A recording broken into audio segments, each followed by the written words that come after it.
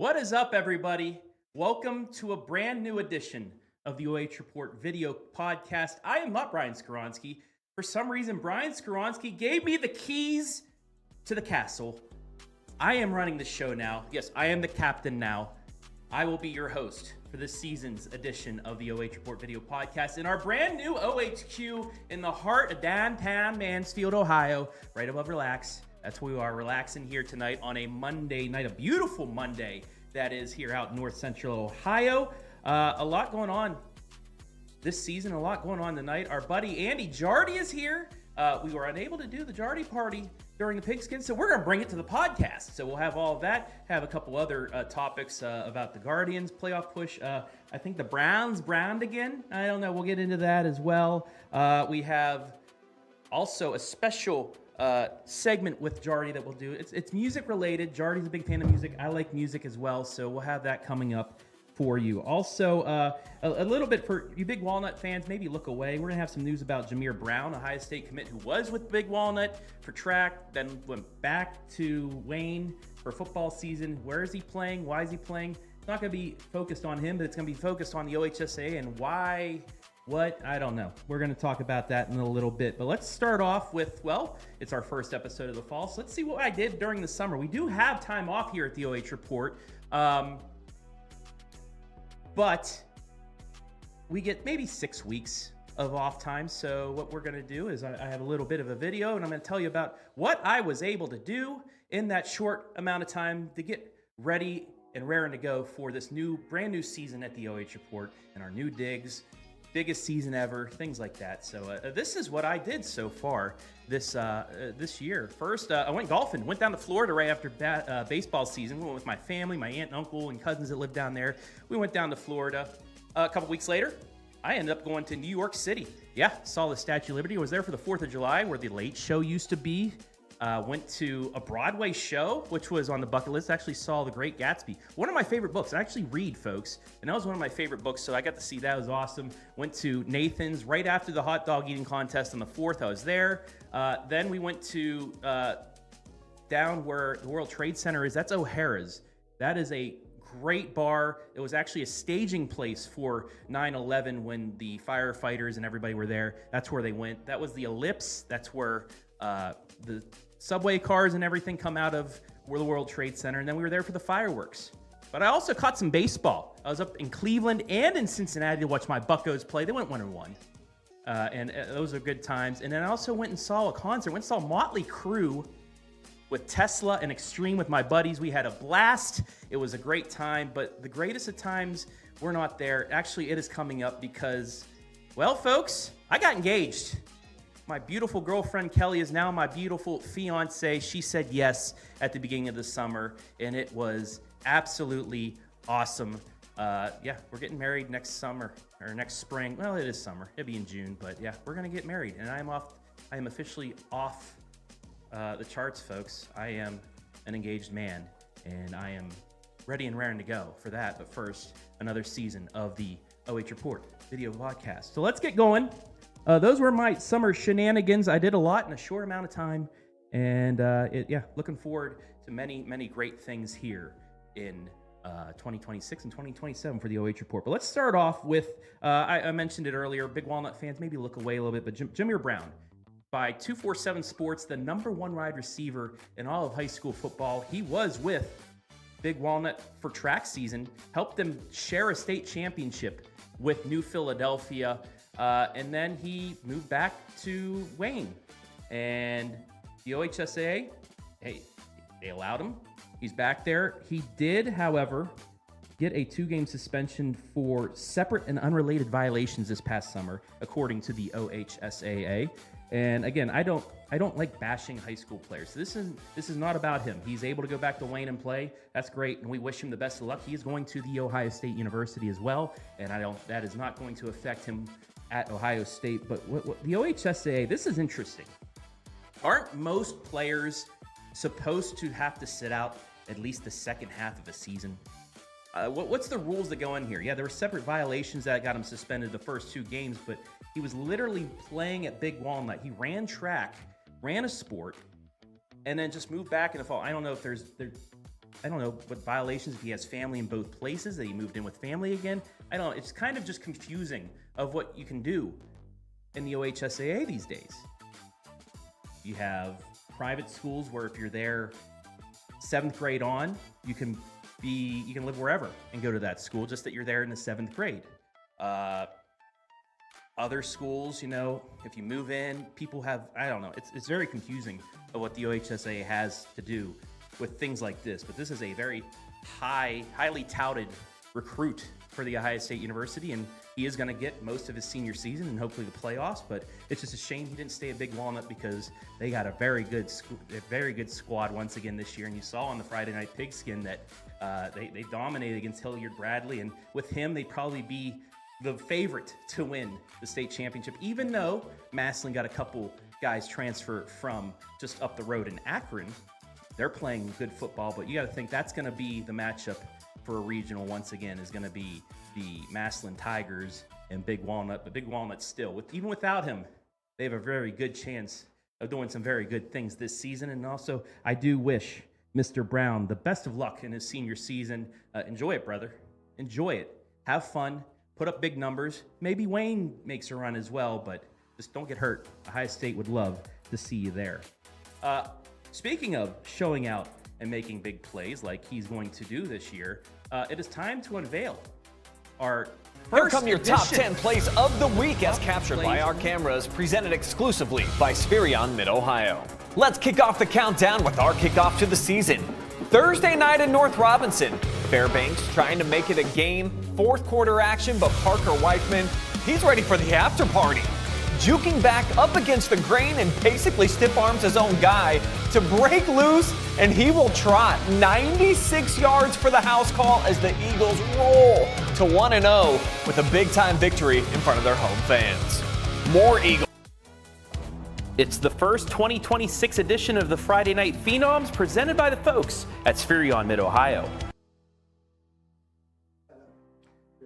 Little technical difficulties. We're going to come back to me real quick, but even though it was just week one, we had a ton of top play nominees. We had a lot of Phenominees as well from week one of the high school season, because you know what? This was our biggest night of high school football ever in the history of the OH Report. Even though we got new digs, we unveiled the touch screen. That was a fun time there, but we had so many games. We had 15 games that we did highlights or streams of. We did, I believe, 12 of those on the Friday Night Pigskin, and that's what you should be expecting throughout the high school football season this year. We have so many crews, so many great people that have been added on this season, and we just want to bring you the best coverage in North Central Ohio and beyond, because we were in Cincinnati for a couple games. We were up at Brown Stadium as well for Avon and their big come from behind victory to win in the last second. Maybe that's a top play, but now it is on time officially to bring you the first nominees for the top plays of the week, brought to you by Spherion Mid-Ohio.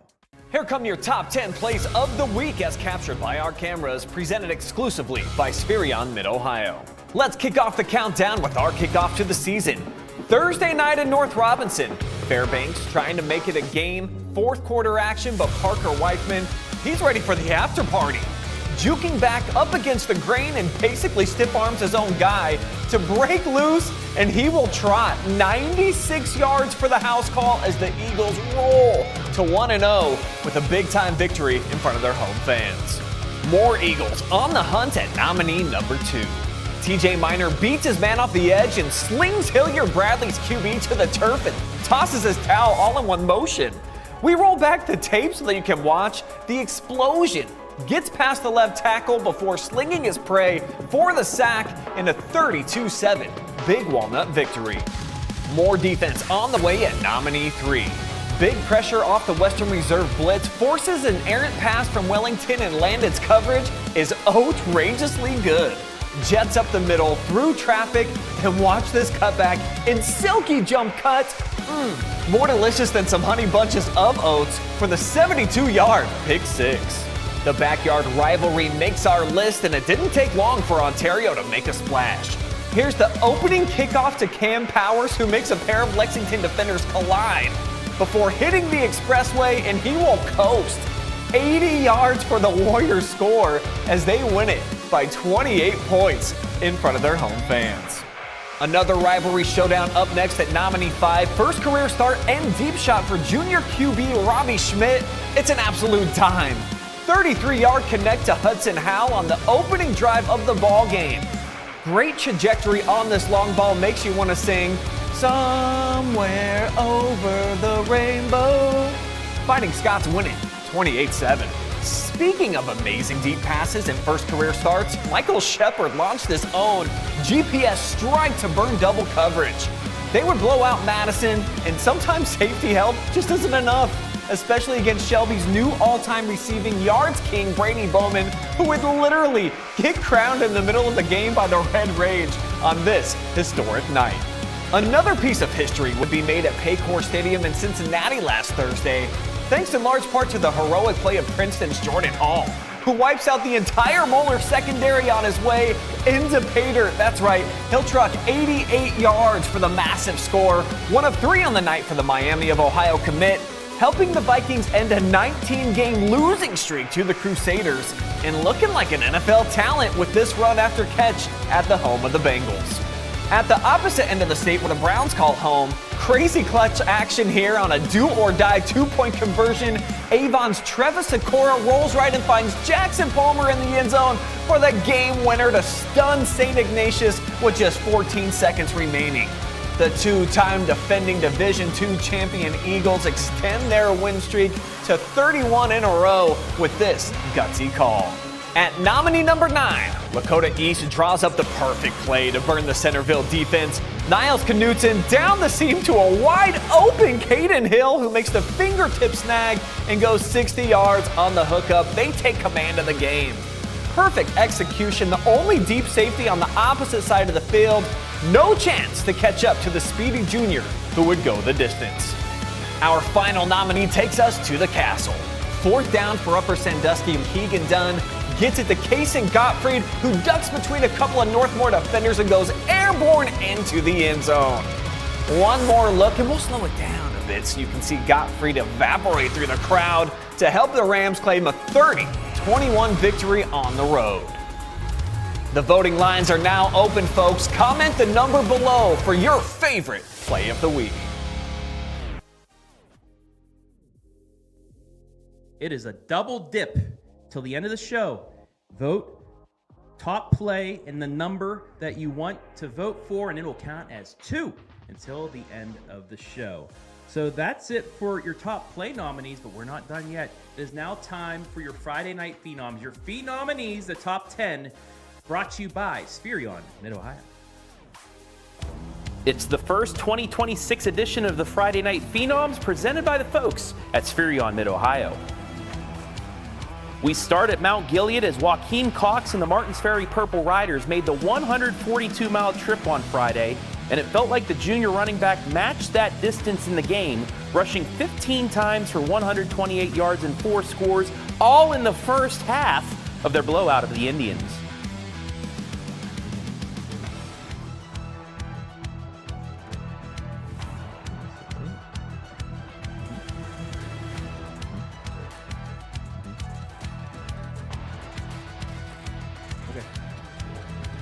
Nominee number 2 has the 2-time defending state runners-up playing confident to start his senior campaign as Knox Lewis, the Falcons' version of Gronk, lit up the stat sheet against Black River with 7 catches for 93 yards and 3 scores as he and brother Cale look to lead the cast back to another deep run.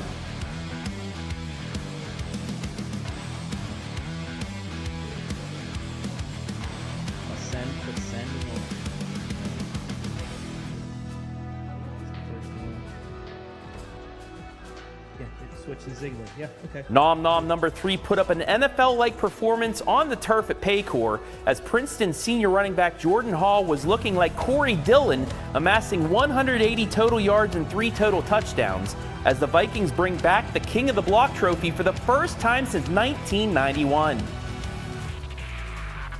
Phenomene number 4 has the Western Reserve Rough Riders at 1-0 as Landon Quaker Oates shined on both sides of the ball, hauling in a touchdown reception while picking off 2 passes on defense, with one of those going back to the house as he helped the home squad roll Wellington.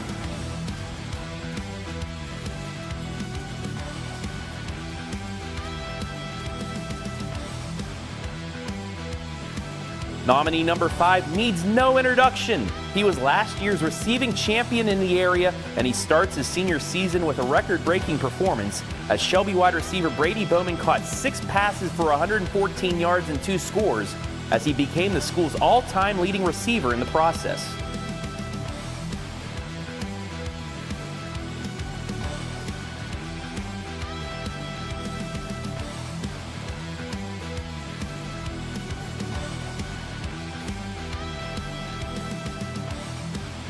Our 6th nominee is poised for a breakout season for a team that has very high expectations this year. Cy Wallace of the Danville Blue Devils continues to zoom past defenders as he torched the Downton defense for 179 yards and 3 scores, but he also showed he could be a key part of the defense, recovering a fumble as the Devils look real impressive after week 1. Nom Nom number 7 was clutch on the road at the Castle as Upper Sandusky's Kason Gottfried would not be stopped, hauling in 3 touchdowns for the Rams, but also had a key interception to change momentum and set up his 3rd score to clinch an opening night victory.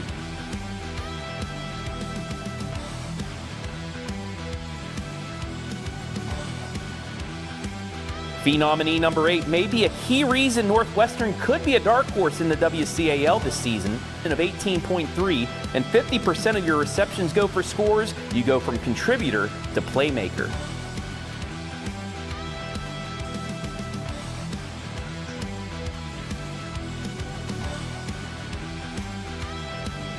Nominee number 9 has the defending regional champion Colonel Crawford Eagles feeling pretty good about themselves to start the 26 campaign, as do-it-all Parker Whiteman did just that and the Eagles win over Fairbanks, scoring 3 different ways: a touchdown reception, rush, return, and a 1-0 start for the Eagles. Our final nominee gives love to the defensive men in the trenches, as Big Walnut's TJ Miner was so much more than that in their opening night victory over Hilliard Bradley, constantly wrecking havoc in the backfield with 3 tackles for loss, 3 sacks, and a forced fumble as the defending regional champions aim for another with this anchor of the defense. There are your 10 nominees. It's now time to cast your vote, with the winner being announced on Friday's Pigskin, and it's all brought to you by Spherion Mid-Ohio. It's the first 2026 edition of the Friday Night Phenoms. For top plays, it is a double dip until the end of the show. Your vote, put Phenoms, then the number, and that vote will count for 2. There's been a few times that we've had a winner by like a vote or 2, so you never know. You can be the determining factor in one of these if you do the double dip tonight. So get those votes in until the end of the show. So that's it for just me here on the podcast. I am now joined by a good friend, I believe a Sports Emmy Award winner as well. His name is one Andy Jady. Welcome to the new and improved OH Report video podcast, Mr. Jardy, and good to see you again, buddy. It's great to see you. How you doing? Big busy summer for you. Yeah, right. You watched the slideshow, huh? That was short amount of time, but I was able to get a lot in, and I got engaged too. So that was the big thing. But did go to Cleveland. The one game the Pirates could not win because of a Bazano walk-off home run. That was the beginning and the end for us because, like you Browns fans, Pirates fans, we just suffer. We collapse. This is like the 6th collapse in the last 16 years for us. And it's just, they're out in San Diego. They sweep them. They're 4 games out of the wild card. It's not going to happen. It hurts, Jardy. It just hurts. I feel your pain. I was shocked to see how far the Pirates had fallen off since they came through Cleveland, because when they came through Cleveland and just like smoked the cover off the ball, I was like, okay, this team has an offense this year. They've got the pitching. They're legit. Like, I think they'll make the postseason. Oh, silly me. Someday I'll learn the Pirates just can't put it all together. Well, I mean, the Guardians can, because they're still. I wish we were in the AL, because right now we'd be right with you guys. It's people are saying now the NLCS is going to be the World Series just because of the Brewers and the Dodgers. The Braves maybe, a Phillies team or the Cubs, something like that. But then on the AL, they're just all battling around 500. It's crazy to see that, but also we see something like that, and it's the AL team that goes on a run and ends up winning it all. The entire AL West is below 500. So it's just been a weird year for baseball. The AL has just struggled, and it's all cyclical. There's been times where the NL Central has been really bad and the NL East, but yeah, it rotates. It's like the NFC West. The NFC West team gets into the wild card with a losing record, and then Beastquake happens, and they end up going to the divisional. Exactly. How was your summer, sir? It was good. Yeah, didn't have any crazy trips or anything this year. Didn't go across the pond to see one of the biggest bands in the world reunite. We just kind of didn't really do much. Stayed around, saw some family, saw some concerts. Didn't work a whole ton, which was nice. But then also on the same side of that was stressful at times because, what was I doing? I was just having fun, enjoying summer. But work has picked up again here, so that's a good thing. And I know you're such a musically talented man. You love your music. You have your own Instagram. We'll talk about that. We have a special segment coming up in a little bit, but let's keep the sports right now, and let's talk about your Guardians, who are still in the hunt for a playoff spot. Even the division, as well as the White Sox, trying to skip away from you guys, but you've been on a run, winning games you're supposed to. You took 2 of 3 from the Giants. You've swept the Rockies, and now you're in Anaheim tonight to take on the LA Angels for 3. Then you got the Royals as well back home after that. You guys have a big opportunity to gain some games here. Yeah, they're finally starting to consistently score runs. That's been the biggest thing all year, has been just the offense has been so brutal. You look at numbers going into the All-Star break, they were last in the American League in runs per game, 29th in baseball. Their average as a team was last in the American League. Their on-base percentage was second to last in the AL.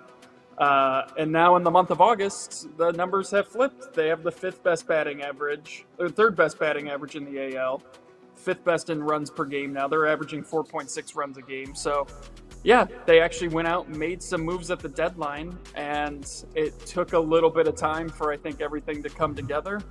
And they're benefiting from what is the second easiest remaining schedule in baseball. So if they were ever going to go on a run, it was going to be right now, and it looks that is what is in fact happening.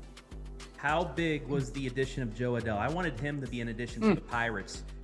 Just what he was doing in Anaheim. I mean, we saw the highlight, Rob, 3 home runs in a single game for them to win a game 1-0 in Anaheim. But since the All-Star break, 4 homers, 17 RBI. He's scored 8 runs. That leads the Guardians right now post All-Star break. His 4 home runs tied with Patrick Bailey, of all people. But he's leading the team in home runs and RBIs, and he's come up big here in the last couple of games for them as well. Yeah, when they traded for him, he quickly, just on his stats alone before joining the team, became like the team leader at just about everything offensively. So it's like, all right, we've acquired someone who's already produced better than anyone in the lineup. I'm very curious to see too how these 3 games go with the Angels, with him returning home. I think one of these nights too was a Joe Adell giveaway of some kind. I know the Angels had 2 Joe Adell promotional giveaways. And so now him back in the opposing uniform should be interesting. But they made the moves that they needed to make, and you talked about it a little bit about how weak the American League is. If there's ever been a season of just get in and see what can happen, this is probably it. And I know it's been arguably the most bizarre / frustrating season for the Guardians since the Manny Acta years. That's kind of what this has felt like at times, where they've just had some really, really brutal losses. And the way that August started too, it was like, oh gosh, they might be out of it when we get to the end of the month. But here they are. They find a way. They're starting to score, and with the rotation that they've now acquired, getting Foster Griffin too, in a short series, you throw Gavin out there, you throw Foster out there, Parker Messick is potentially Rookie of the Year. They've got a rotation that is really, really good. The bullpen is the thing that's still a little bit of a concern. Yeah, that was my next question, was Foster Griffin. How important has he been? He's been like Adell on the offense. Him for pitching, he just kind of shores that up. But who was it for the Guardians that had a bobblehead night after he got traded? Bless you. Oh no. Gotta tickle my throat. I can't remember who that was. Yeah, I know. Oh, that's a good trivia question. I wish I had the answer off the top of my head. Santana? I don't know why I'm thinking Jan Gomes, but I don't think it was Jan Gomes. I forget. Yeah. I got water too. Hang in there. First stage jitters, you know. Oh yeah. Just get so I want to say choked it was up talking Santana. baseball. His bobblehead night. Ooh, The first time around, though. Or a catcher. Yeah. I forget who it was, but I'm thinking it was catcher too. That's why I was thinking Jan Gomes, but I don't know if they traded Jan Gomes. I'll have to look that up. I can't recall. anyway, let's talk about the pitching. They've really picked it up. It's kind of the reverse of what the Pirates had. You thought their pitching was going to be the reason they were in games. Now it's the pitching can't even get past the fifth inning. But for the Guardians, on the other hand, Foster Griffin, like I said, just shored up that pitching rotation. And Messick post All-Star break, 1.95 ERA. Griffin has a 4.05 ERA, but that was a couple games with Washington. And then Bybee and Williams also doing pretty darn good, both with 2 wins after the break. Yeah, Foster Griffin has not quite pitched as well as I think we had all hoped for here in Cleveland. He's getting them at least into like the 6th inning, which is a big key. But yeah, he hasn't been as dominant, I think, as we were expecting. He throws 6 or 7 different pitches that you never really know what he's going to throw at you, which makes him difficult. They can't score for Tanner Bybee. For whatever reason, he's just that guy this year where I think the Guardians have lost 19 of the games he's started. And the last pitcher for Cleveland that lost 20 games, not a 20-game loser, but the team lost 20 games that he started, was Corey Kluber in 2015, which is a really fascinating name that you wouldn't think that Cleveland would have lost 20 games when prime Kluber was pitching, but that's how seasons go sometimes. There's always one guy in the rotation who just can't get any run support, and I believe Bybee is either last or second to last in average runs per game that the offense provides him. It's just been a weird year for him. They've had some very great, unfortunate shots of him in the dugout at times this year where he just is like bewildered at what has happened. Like, what am I supposed to do? Why is this happening? Kind of thing. But he pitched well the other day. Got the sweep in Colorado, and now you move on, and you got to go on a tear here. You're running out of time. I don't know if they can catch the White Sox at this stage. It might be too much to overcome. You still have 3 games left with them. You trail by 3.5, but it just feels like it's the White Sox year. And they're right there for that wild card spot, so there's always that if that division falls short. But a lot harder, as you know, to gain ground in the wild card than it is in the division. Yeah, absolutely. It was Victor Martinez. That's his bobblehead night that happened after that. Yeah. But with the pitching, you talked about Bybee. He's still one of those pitchers that he can get it corrected, and maybe you get him into the playoffs and he turns into like Madison Bumgarner, where he was all right during the regular season, and these pitches in the wild card game goes off, and boom, right there you got your number 1 pitcher again. It's not like a Paul Skeens situation where he just let me just change everything that's gotten me a Cy Young award and just kind of go back down to the mean of pitchers. Yeah, and it would be interesting to see a playoff rotation for the Guardians. I think Bybee's probably your 3rd in that rotation, if not 4th. I mean, Gavin Williams Gavin has all the stuff to be a Cy Young winner. He just has to put it all together. He's got over 200 strikeouts this year, which trails only Dylan Cease in the American League. So Gavin's the guy you put at the front. You throw Foster behind him, and then it's a toss-up between Parker and Bybee. And Joey Cantillo is, when he's on, he's on. So yeah, they've got the arms to do it, and they might now have just enough offense to really make things interesting. This will be a really important stretch for them here against these teams that they have no business losing to. That 1-0 loss to the Giants, I worry that game, it's a 162 game season. There's not one game that ultimately, right? There's not one game that ultimately like keeps you out. but I worry about that game, and I worry about the loss to the Mets a couple weeks ago that they had the lead in the ninth and lost in extras. Those two losses, like, could be huge down the stretch here. Yeah, and just looking at their schedule, they have the Angels coming up, the Royals, and then, I mean, it's pretty tough. I mean, it's somewhat easy, but you have teams fighting for the wild card. You have 3 with the Blue Jays, you have 4 with the Tigers, who, hey, let's trade everybody, and we're still in contention. You're at the Orioles, the Twins, who I kind of wish the Pirates still had our manager that we gave to them because he's got them in contention. Then those White Sox. You get 3 with the Athletics, but it seems like the Athletics are trying to ruin everybody's day right now with their hitting. 3 with the Red Sox, and then 3 with the Royals. So it's an easy schedule on paper, but I mean, you know there's somebody that's going to be in here to try and spoil things. Yeah, and the Royals would be that team, I think, that you would be a little concerned about spoiling things, and possibly the Twins, too. Detroit, I can't figure out this year. They're 4th in the AL Central, and they have a run diff of, like, plus 76. I mean, they have been so bad in late-game situations where their bullpen has just fallen apart, and it's amazing what a bad bullpen a couple days ago. It's amazing what a bad bullpen can do to a great team, and they've certainly had that happen to them this year. And that 4-game series with the Tigers one of the first day is a doubleheader because it's a makeup from a rainout earlier this year. So, it's anytime it looks like the Tigers are about to figure things out, then they go and get beat by the Royals or whatever. And, you hate to see it as a Clevelander. You really do. But you love to play the schedule game, right, Travis? Oh, yeah.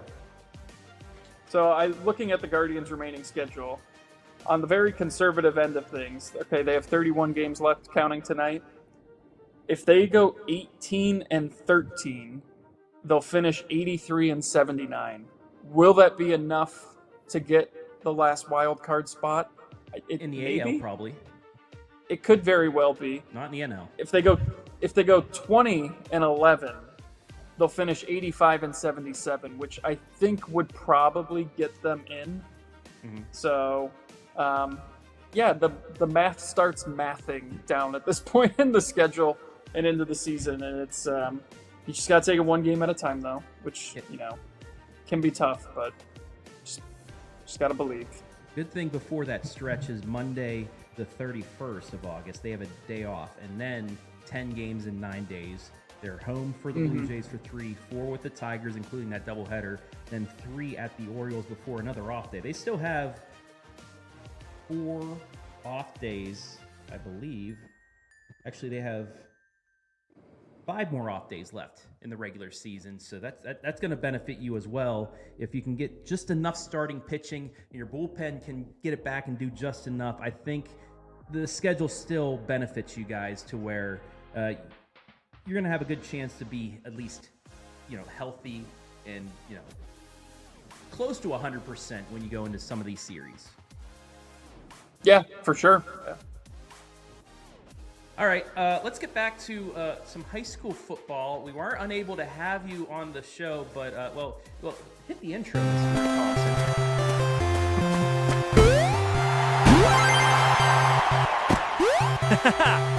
Yes, folks, it is time for the Jardy Party. Andy Jady joining us on the first edition of the video podcast. I mean, when I jumped right on the fact that you were unable to come on, I was like, you got to come onto the podcast so we can still do this because we got the cool graphics and everything. And we still wanted to highlight the best in northeastern Ohio. So let's start off with the Andy's Dandies, as always, Mr. Jardy, and take it away. All right, you want to start with Andy's Dandies? I can do that. Up in the Cleveland area, Walsh Jesuit, who had a dominating win, 34-0 over a very good Highland team. We're going to give some love to the kicker. Oliver Nano hit 4 field goals, including a 51-yard field goal, which was 3 shy of the school record at 54 yards set in 1982. So congratulations to you, Oliver Nano, on your incredible game, and Walsh is going to be a very difficult team for anybody in Division 2 this year. Division 2, I know you guys talked about it a little bit Friday night as well. Division 2 is really, really good this year. My goodness. Our second Andy's Dandy of Friday night goes to Big Walnuts defensive tackle TJ Miner. Yes, sir. What a performance. 3 sacks, 3 tackles for loss, a forced fumble. They look dominant in their 32-7 win versus Hilliard Bradley. Another one of those D2 teams that will be in the postseason picture late into November. Our next Andy's Dandy, Lima senior quarterback Eli Kerber. How about this? A freshman. First game, throws for over 400 yards, 3 touchdowns, in a 42-13 route of pick walk. It's going to turn into a pretty good career if you have performances like that. So kudos to the freshman throwing over 400 yards in his first game. Another Andy's Dandy up here in the Cleveland area goes to mentor wide receiver Logan Burwald, who had 2 60-plus yard touchdown receptions. Mentor defeating Olmsted Falls 38-17. This game was tied at 17. Men are able to pull away late as they try. I think now their winning streak is up to 26 straight in the regular season. So they've put together some impressive regular seasons lately. It's just been the postseason that has been, they haven't been able to finish on top, but we'll see if this year's squad is able to pull through. And our final Andy's Dandy from this weekend, Brady Bowman, Shelby wide receiver, becoming the school's all-time receiving yards leader. You weren't sure maybe if the Shelby offense would take a step back this year. It has not. Nope. That is going to concern a lot of opposing coaches and defensive coordinators. They are still very good, even without Mr. DeVito at quarterback. Oh, look at that! What was that background we had there? Yeah, fantastic. We just love yakking it up here on the OH Report Video Podcast. That is enough for your dandies. Always dandy. It should be yes, not no for your kicker now, because I agree. Brand, right? You know, right? It should be yes. Absolutely. Yeah. All right. Done with the dandies, but we're still here for the no huddles. Bring it, sir. All right. Well, let's start off with the game that really kicked off the weekend.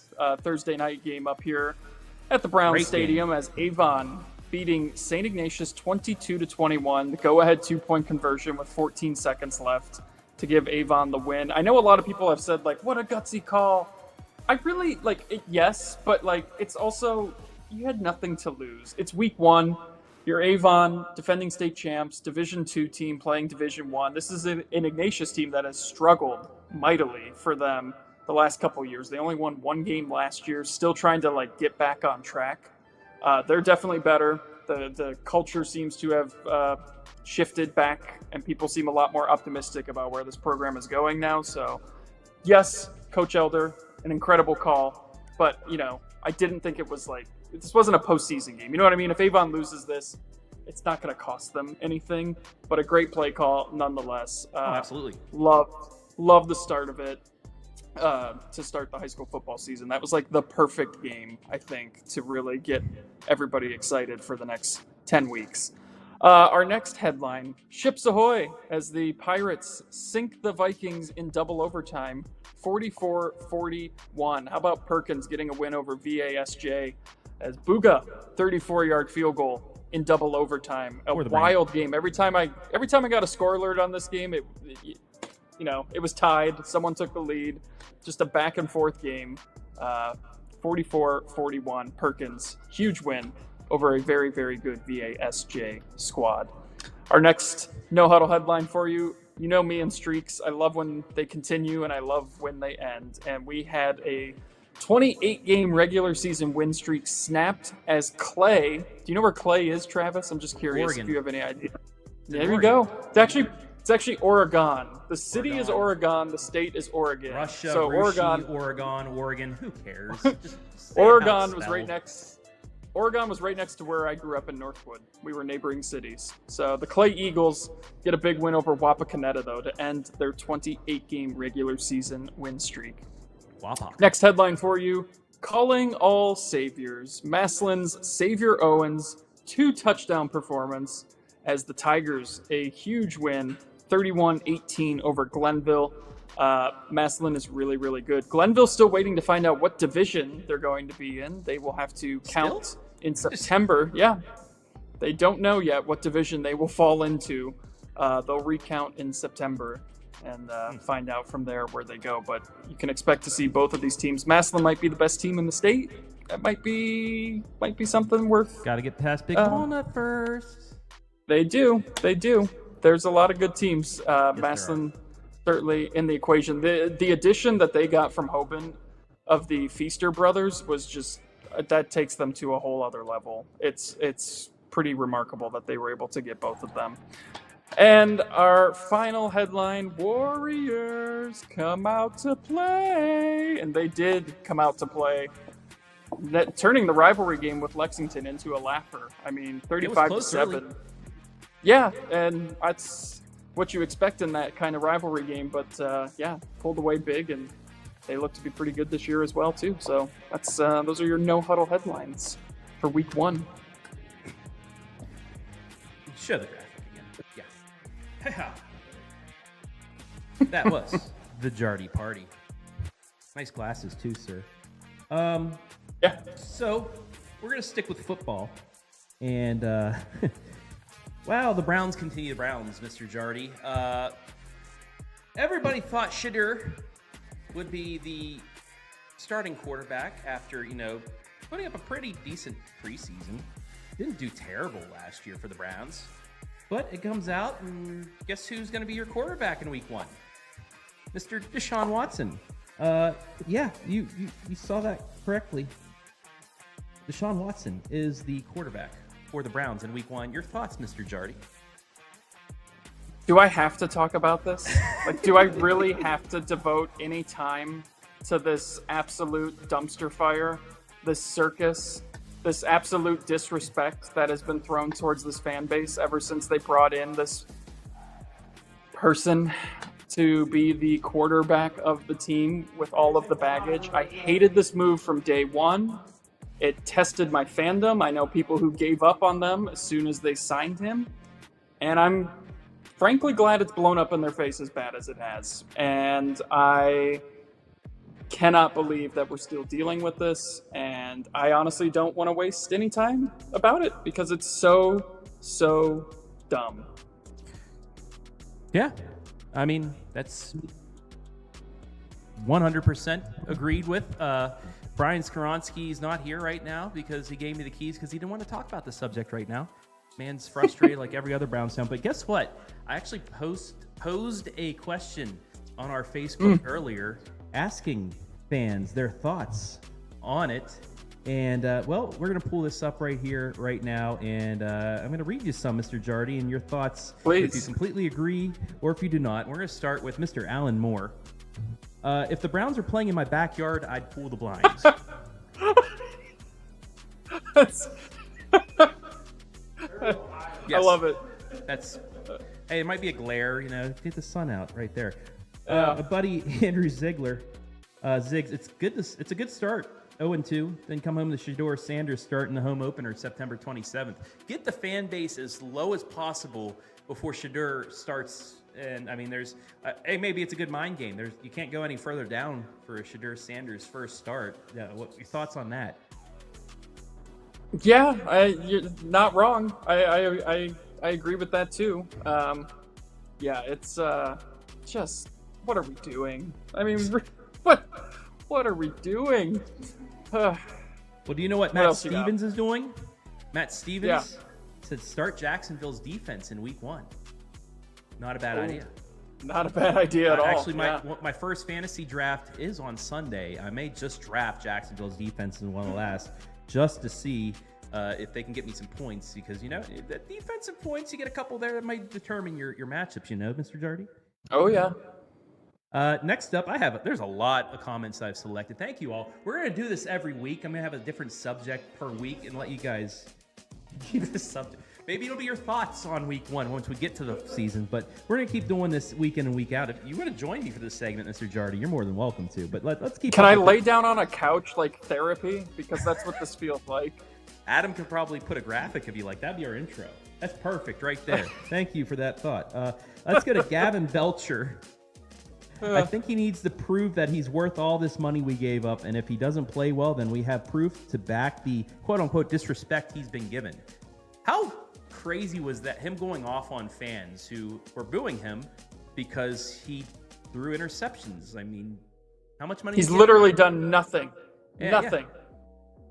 He doesn't deserve the respect. Now the cheering when he got hurt, that was kind of Cincinnati-ish. Yeah, you don't do that. No. You don't do that. No, but other than that, he deserved the boos. Yeah.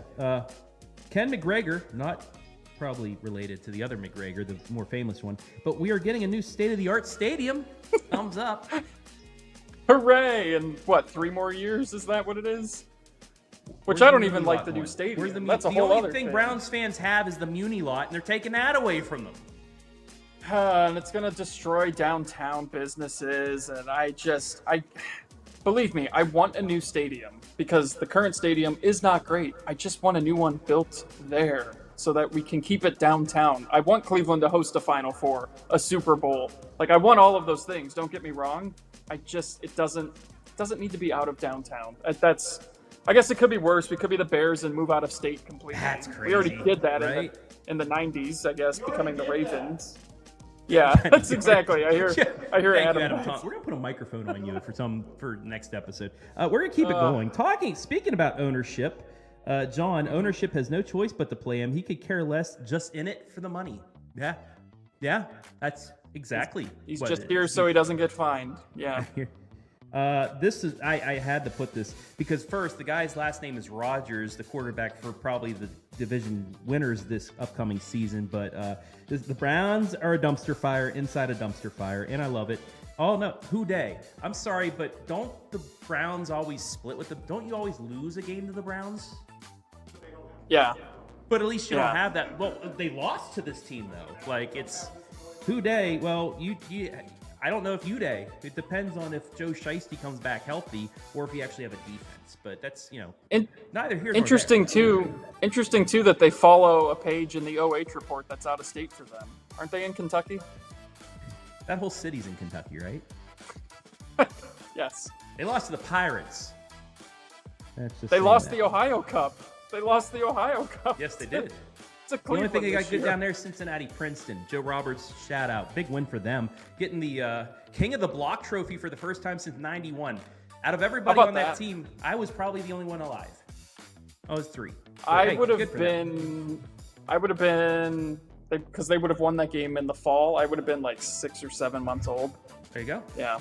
We can say we lived to see Princeton hold it before they got it back this year. But they're going to be a fun team to watch. We're going to have a couple of their games. Their actual home opener midway through the season against Mason. We'll have that on the OH report once they get their stadium ready to go. But back to some comments about the Browns. I just wanted to get off the subject just for a second to get you folks cooled down. Jeremy Stapleton, the straw that has finally broke the camel's back. I can no longer support the dysfunction and the continuing support of a bad human as the leader of this football team. Is that your burner account, Andy Jady? That is probably the thoughts of 90% of fans, right? Yes. Well done, Mr. Stapleton. Bravo. Dustin Bryant. My only hope, is they're trying to get him to play well enough to be traded at some point this season. Who would want to trade for him? Unless he throws remember when Ben Roethlisberger had 3 straight games of 500 yards and 4 touchdowns? Would that be the only scenario in which somebody would want to trade for him? I guess. Does Saskatchewan still have a team? CFL. Maybe the CFL might come calling. I don't know. Yeah. Here is, you know what? It's always good to have some positivity, Andy Jady. Tom, absolutely. With the Ashland Eagles logo, rooting for Watson and the Browns to have a winning season with fingers crossed. Okay. I mean, there's got to be some Browns fans that have hope. Although, if you watch Ted Lasso, it's the hope that kills you. Or if you watch Star Wars, rebellions are built on hope. I mean, we could twist hope however we want to, I suppose. It's that's what made the Joe Flacco team so fun. I didn't have to have any guilt rooting for the Browns to succeed because Watson was like not a part of that at all. So it was fun. That was the most fun I'd ever had as a Browns fan, honestly, was the Joe Flacco year. That was the year. No, that was when you guys lost to the Texans in the playoffs. Had to go back to Houston after the Browns. The Browns had just beaten Houston a couple weeks before. Stroud might not have played that first meeting, and then we had to go back to Houston and play them again. And it was like, there's no way they're going to win that game, and they got destroyed. Classic. Yes. Let's move on to. This is probably the most Browns. You'll be back, though, Andrew. You'll be back. But Andrew Bostic, season's over. I'm never going to see a Super Bowl in my lifetime. Tank for Manning or more. Boo this team. Boo this man thing.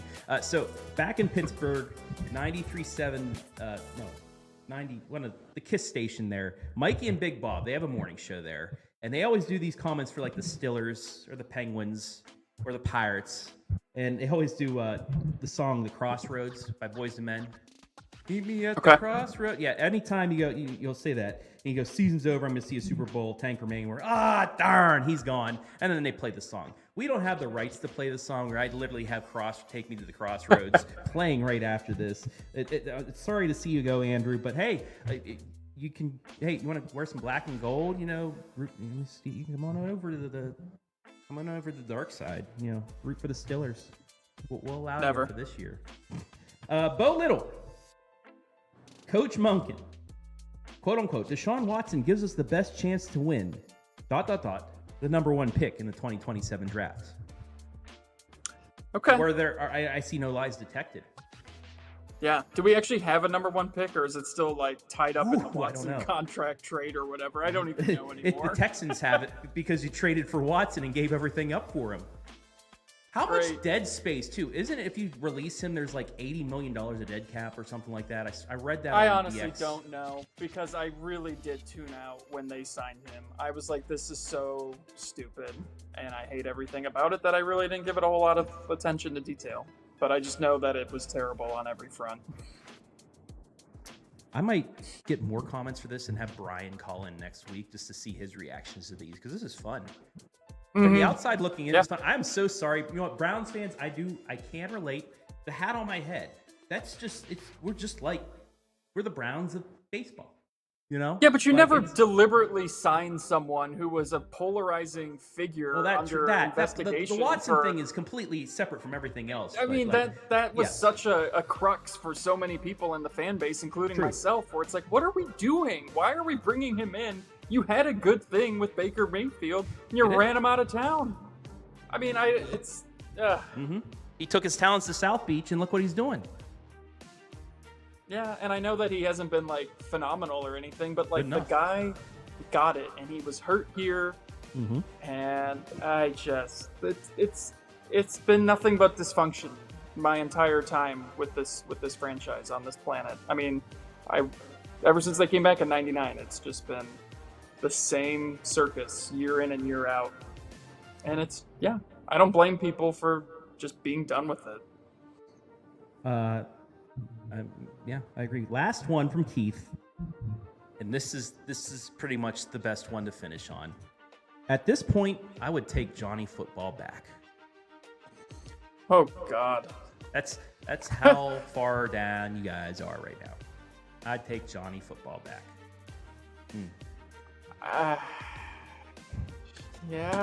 I guess. I'm just gonna bang my head on the iPad like he did, because that's what this situation has turned into. Yeah. Whew. There's a name. Question. Here's something. We at least coming over to the Steelers side real quick. We have Aaron Rodgers for one more year. This is his good swan song, goodbye, everything. But behind him, Mason Rudolph, Drew Aller, and the Ohio State Buckeye, Will Howard. Lost my train of thought for a second. Right now, would you take either of those three to back up Shadur?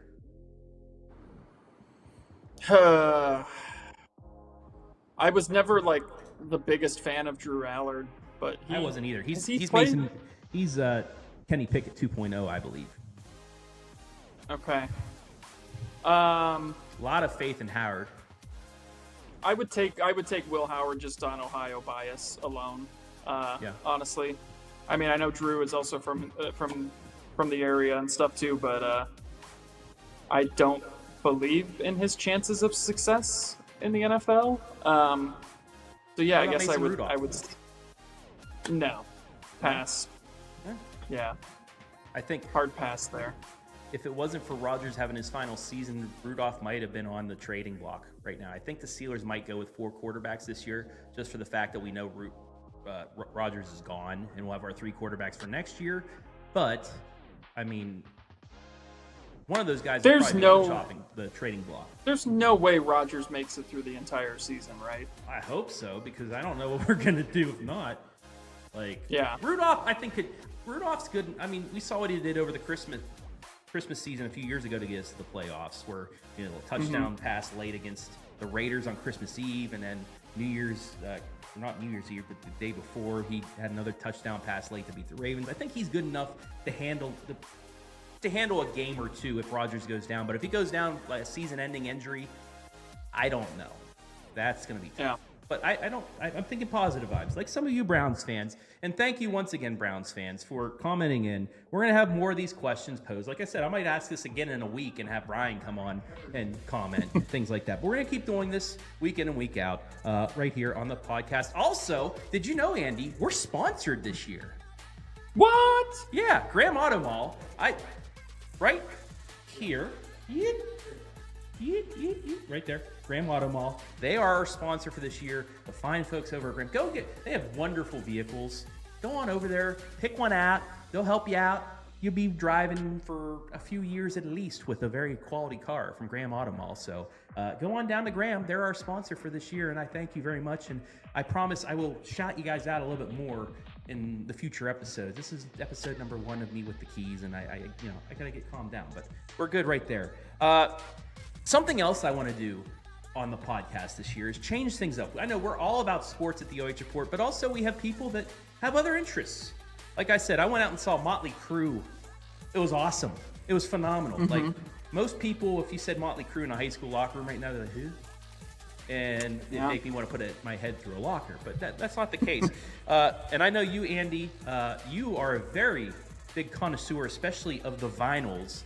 You also a huge Green Day fan, in which you have your own Instagram in which you collect of your collectibles. If you want to shout out your Instagram handle for that, because it's really interesting. I love seeing what you get all Green Day. Yeah, I haven't posted on there in a while, but it is just like Green Day Collectors is the Instagram. I believe there's an underscore between each word, so it's like green_day_collectors. And yeah, it's just I love collecting anything, and I mean they're my favorite band of all time, so I try to collect all their stuff, but I collect music from a ton of different artists and stuff like that too.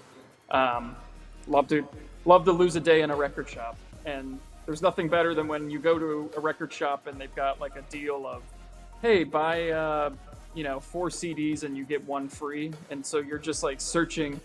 You search, you find one, and then it's like, okay, well, I found one. Now I have to do the deal. So you dig for 3 more, and it could be 3 of the most obscure things, but if it's got even like the slightest bit of interest, you just add it, and it's a great way to find new music. Is this it, Mr. Jardy? That's not me. That is not. No, that's not mine. Okay. Yeah. There's a lot of them out there, but we'll show it one day. But you and I, you're a Twitch streamer. Correct. So I've been on the stream. I need to get up there and do that again. That's always fun. But we'll stick with the vinyls here today. I think it's cool too. You've seen some of these, I wouldn't say fads, but things that have, were popular back in the 70s, 80s, and 90s that these youngins now are starting to take it again. Like, oh, this is really cool. Yeah, no dip. It was cool when we were growing up too. Funny story. My brother, who is about 15 years younger than me, when he introduced me, he goes, yeah, this is my brother. He's a millennial. And his friends were like, oh, okay.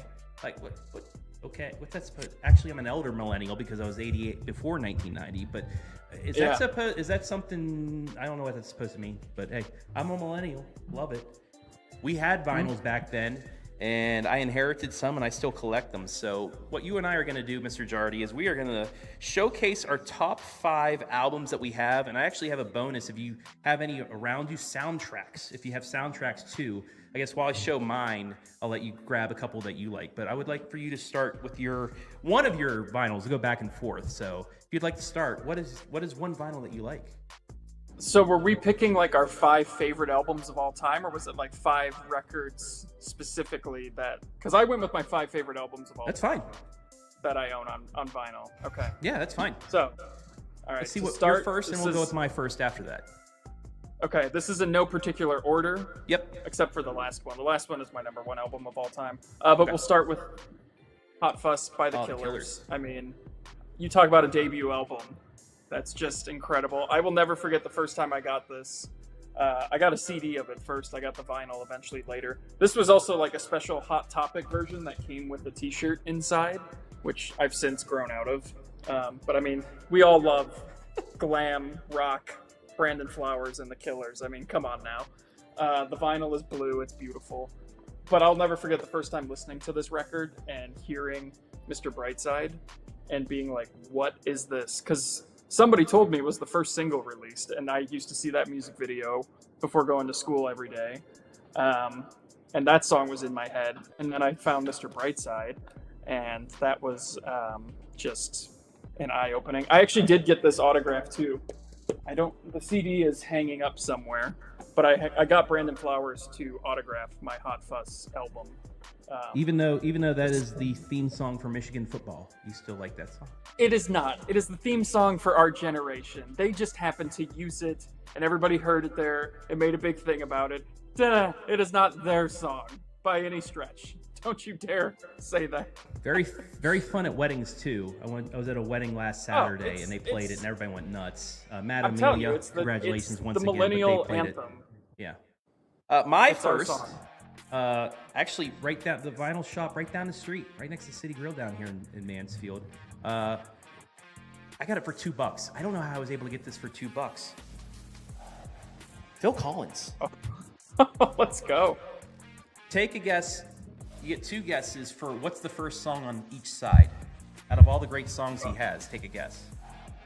I mean, my actual Phil Collins knowledge is very limited. I mean, In the Air Tonight, is that Actually, on there? not on this album. It's Susudio. Okay. And the other one's Don't Lose My Number. Yeah. I love- Yeah. He's going into the Rock Hall this year. Which he should. It's well deserved. So I have this. Got it for Going $2. in- I got it for $2. Going in with his arch nemesis Noel Gallagher from Oasis, who has constantly, I mean, they criticize everyone, but oh man, has he been especially brutal towards Phil Collins. We'll see if they reunite. Did you get tickets for that since it's Oasis getting put into the hall? You know, I didn't. It's out in LA. Well, once the big stadium gets built, it'll be back here, right? No, that won't change anything, which is super annoying. Like, I'm sorry, we have the Rock Hall in Cleveland. The induction ceremony should be in Cleveland every time. None of this rotating between LA, New York. Yeah. I just have it here. Just have it here. Well, my thoughts are when they do move out of the stadium, kind of remodel this Brown Stadium into a concert venue, an indoor concert venue where you could do the Rock and Roll Hall of Fame induction ceremony. I mean, they've done the induction ceremony at Public Hall. That's where I went in 2015 when Green Day went and got inducted. So they have the space. They've done it at Rocket Arena. I think that was where it was most recently in Cleveland, was in Rocket Arena. So they have the space to do it. Yeah. All right. Let's go with your second album, sir. Obviously partial to everyone when they started to become like a teenager. That's like the music. The first music you discovered has the longest lasting. It'll stick with you the rest of your life, is what I'm trying to say. I mean, Franz Ferdinand's debut album. Take Me Out? Take Me Out. Come on now. This Fire. The Dark of the Matinee. I haven't listened to this. That just reminds me of Guitar Hero.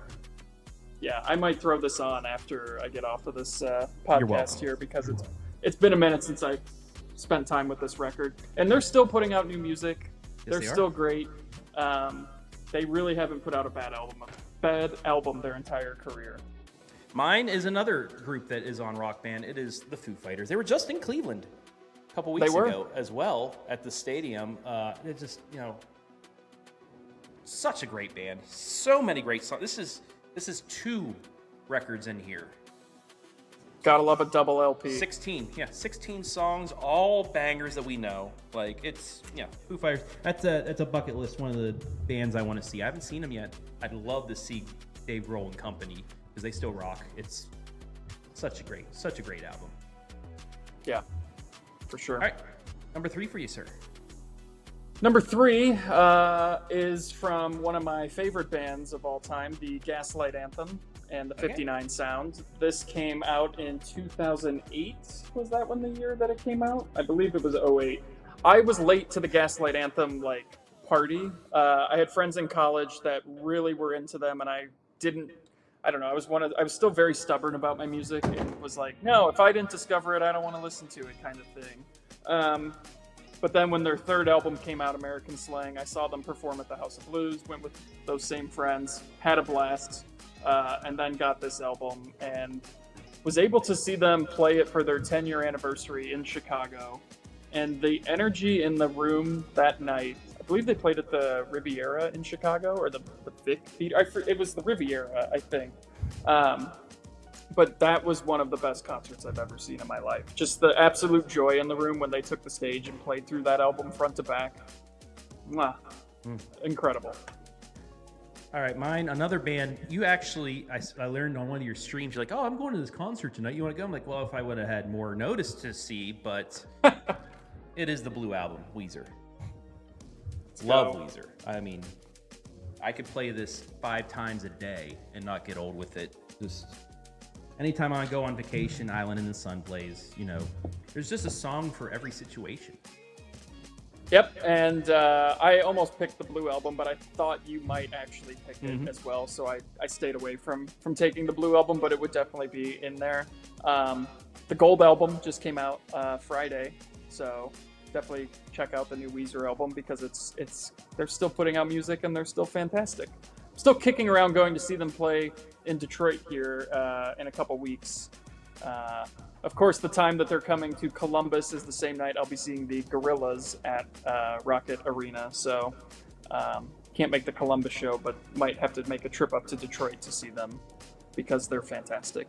Long live Weezer. I will die on the Weezer Hill. Ride or die, baby. Just like the SNL skit with Matt Damon. I'm going to let you go to your next album, because we got to switch out our camera battery, but please go on with your number 4. Of course.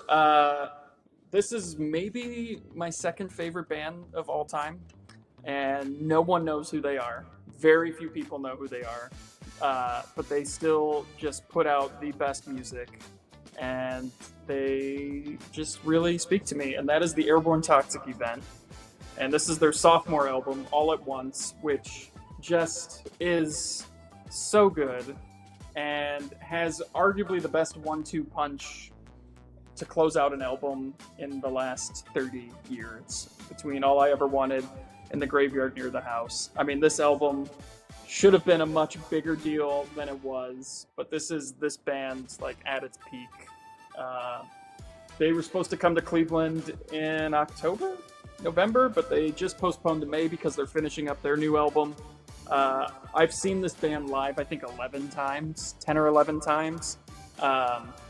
Just one of my absolute favorite bands. I've had the pleasure of meeting them at radio station performances. I've met them after shows. I bought the drummer of this band a beer after a concert because they showed up at Flannery's downtown at East 4th Street. They're awesome. I love them. Cannot recommend this band enough. They have, I think, 6 albums now. This is their debut album, and this one are their 2 best. And Hollywood Park came out a couple years ago, which is also a book written by the lead singer, which details his entire life and how he grew up in a cult and got away from that, became a musician. It's incredible. Mikel Jolette is just one of the greatest humans out there. And while you're at it, just give your 5th album too, and then I'll go with my last 2. Okay, I think we all knew how this was going to end, right? I mean, American Idiot was the first album that I ever just absolutely made into my personality, basically, and it's hard to believe that this is still as relevant today as it was when it came out 22 years ago, which is so hard to believe that it's been out that long. My favorite band. This was, to me, how every album should be going forward. Like, the track listing, I obsessed over. What's Her Name as the closer. Like, this track 7 is always a ballad. Give Me Novocaine, which is one of my favorite Green Day songs. Yeah, Jesus of Suburbia, Holiday, Boulevard. I mean, it's all on here. This is their peak album. They've still put out great stuff since then, but this was the last great rock album that crossed multiple audiences, genres. I mean, this was everywhere. This just came at the perfect time, and it was amazing that a band that had been around for so long and had kind of faded into obscurity as like the more pop punk stuff started to come up with the Blink-182s and the Sum 41s and the Good Charlottes. I mean, they were kind of on the downward spiral, and then this came along and changed the game for everybody and gave them a second life in their career that's still going strong today, and they are just the best. And yeah, Rage and Love, always. Great job, Andy, keeping that while we changed our batteries. We're back, and I'll give you my last two before I give the bonus of, I'll go through all three of my soundtracks, and if you have some, go for it. But my fourth, Mac Miller, rest in peace, brother. Like, just some of the best songs out there, and he was all Pittsburgh too. Go figure. A Pittsburgh guy likes a Pittsburgh singer, but just from what he was going through, and the songs and the music that he wrote were just great. I mean, the Penguins use Party on Fifth Avenue after they win every game, but every song is just awesome, and every time you feel down, you listen to this album, you're like, okay, you feel a little bit better for yourself. My final one, Blink-182. Grew up with this. Andy mentioned earlier that, it's some of those albums that you get, it's just songs that you grew up with.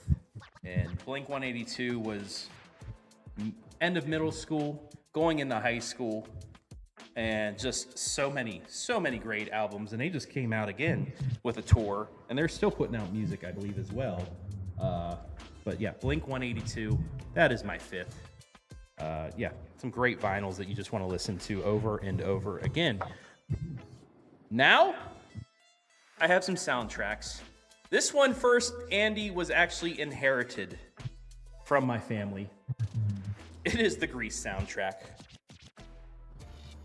Nice. John Travolta, Olivia Newton-John, the Grease soundtrack. There's still some bangers. Kids nowadays still know those songs. And yeah, that's my first one. The second one, if you're an 80s fan, early 90s fan, Stranger Things. So many good songs. On this one, Every Breath You Take from the Police, Should I Stay or Should I Go? The Clash, Sunglasses at Night by Corey Hart, Africa Toto, Whip It from Devo, Runaway Bon Jovi, Time After Time. Any song that you grew up in, if you grew up in the 80s, early 90s, it's on this soundtrack. So it's like it's a greatest hits of just an era. And my final one that I also got from the record store down the street, the Beverly Hills Cop Anthem soundtrack. Okay. New Attitude, the theme song, the Neutron Dance. So many good songs on that too. That's a great movie. The new one came out. Adam and I watched it in the old studio like 5 times. But those are my three soundtrack albums. But you have any thoughts on my last two regular albums, Mac Miller and Blink-182? Great choices, of course. I admittedly was never a Blink-182 fan. I know that's like blasphemous to say. But I always felt that the rivalry between Blink and Green Day was like a legit rivalry. And so I was obviously stan Green Day. And so I think we've talked about it too, but there's a great documentary of like the Pop Disaster Tour from 2000 where Green Day and Blink toured with Jimmy Eat World, and the band, I believe, Cut You Up is the the band that like films the documentary, so it follows them more than anyone else. But you get some great like early 2000s Green Day Blink footage in there too, which is really, really worth checking out if you're a fan of either band or the genre.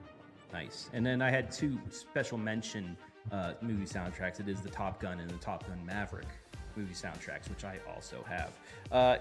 Finish things off. What are your soundtracks that you own, sir?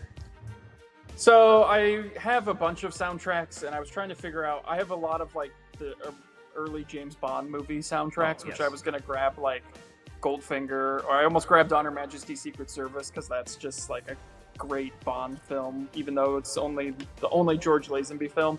But if I was gonna go soundtracks, I just feel like I had to go with Weird Al's UHF because this is just the best, and it's one of my favorite movies. It's such a cult classic, and God bless this man.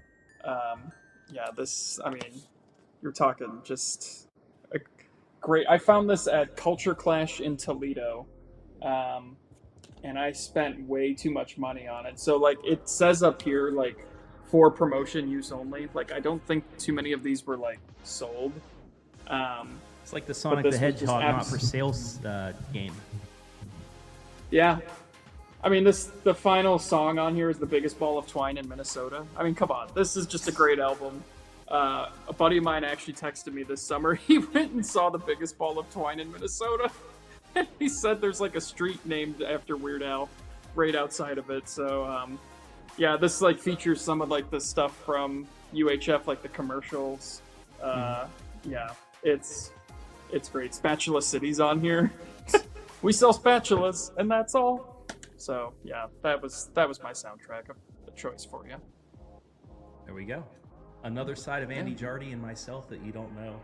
We'll try and reel it in next week and keep it mostly sports. But hey, that was something that we like to do is show some other sides of us OH reporters. Mr. Jardy,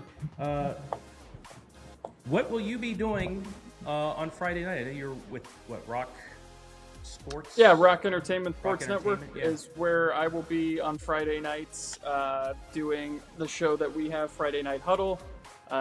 Week 2 of the season, we will be in Strongsville as they take on Highland, who's coming off that loss to Walsh Jesuit. Strongsville just pulled out a win against Avon Lake this week. They were up 24-0 and ended up hanging on to win 24-22. So it's should be a good game. We'll see what can happen, and I'll do our show there, and then I'll come home and join the Friday Night Pigskin. So, yeah. There you go. Also, real quick before we go out, thoughts on the WNBA team, the Cleveland Sirens? I know you guys handled that. I actually, the fiance and I, we actually put in a little donation or a down payment for season tickets. I cannot wait. I wish it was coming next year. You know, like it feels like it should be happening next season, but we'll have it in the summer of 28. I think the branding, the logo, the colors, it's fantastic. I'm excited for Cleveland to join the WNBA again. The Rockers were a thing. I love the name. I love the water theme and all of everything that went into it. I know a lot of people that have put a lot of work and time into the branding and everything, and it's great. It's selling like crazy from everything I've heard. It's a really exciting time, and I'm looking forward to some Sirens basketball. Hear the call. Hear the call. There we go. And our call is to end this one. Any final words, Mr. Jardy? I really thank you for joining me on the first edition of the new and improved OH Report video podcast from OHQ. Yeah, thanks for having me, and let's do this again sometime, and hopefully see you on Friday night as we recap everything going on in week 2. This is always isn't this always the week that is you see the biggest improvement is from week 1 to week 2, and so fastest we 10 should weeks. have some fastest 10 weeks. We're a 10th of the way through it, Travis, and we'll be an 1/8 of the way through it after this Friday. So just looking forward to maybe learning a little bit more about teams. It's always really hard going into week 1. Just, who's gonna be good and who's gonna struggle. And now you start to see some teams really start to step forward going through week 2. All right, well, thank you for joining me tonight, buddy. But we're going to get on out of here. Beautiful weather we had today. We're supposed to have this weather all week. So, yeah, go out and enjoy it. And we will see you next week. A new guest, some new things to talk about, a new question for all you guys to answer and for us to critique. But that'll do it. For Andy Jady, for Adam Thompson running the ones and twos, I'm Travis Berardi. Thank you for watching episode 1 of the new season of the OH Report Video Podcast. We'll see you next week.